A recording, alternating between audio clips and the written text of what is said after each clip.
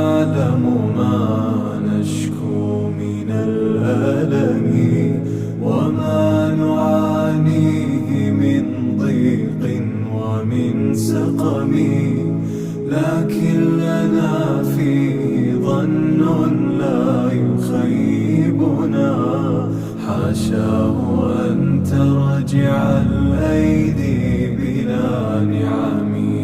كم جاد من فضله قبل السؤال، وكم أعطى وأغنى بمحض الجود والكرم. الله يعلم ما نشكو من الألم وما نعانيه